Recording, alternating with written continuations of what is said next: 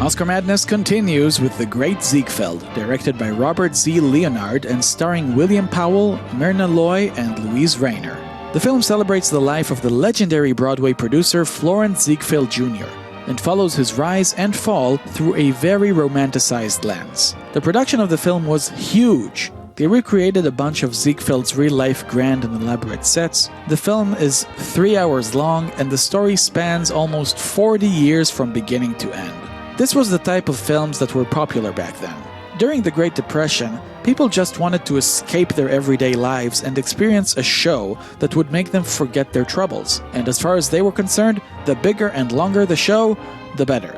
So, it's obvious why this film was such a big success and why it was lauded as a masterpiece. But today, it just doesn't hold up. Don't get me wrong, there is a lot to like in this film, but as a whole, I don't think it works for modern audiences. Let's start with the good though, and most of it can be found in the first half. Ziegfeld himself is a likable and charismatic main character, with William Powell delivering a good performance. He's also kind of a dick, but a lovable dick. He's rude, blunt, and manipulative, but he does all of these things in a very charming way. I also really liked Ziegfeld's first wife, Anna Held, played by Louise Rayner. She won the Best Actress award for the role, and in my opinion, it was very deserved. Her performance is filled to the brim with emotion.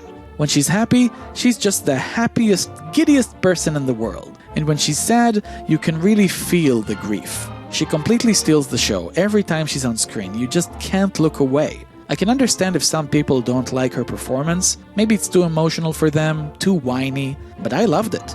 Other than that, you have a very large cast of colorful characters, not surprising considering the subject matter, and the Broadway scenes are visually impressive, very extravagant, but, and this brings me to the negatives, overly long and stretched out way too much. I kid you not, but during the middle of the film, there's about a 30-minute portion that is solely dedicated to musical numbers and nothing else. This grinds the film to a halt, and in all fairness, I don't think the film ever recovers from it. To make things worse, this 30-minute portion starts with a very unpleasant blackface scene that's...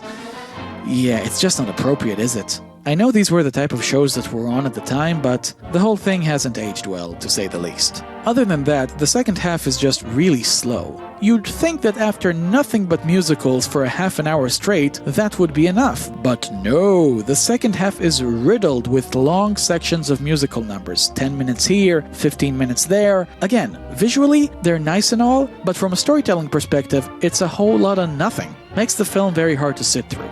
And to make things worse, it meanders to a bleak conclusion. And after the first half that was very fun and high energy, the second half feels like a downer, and it sours the entire experience for me.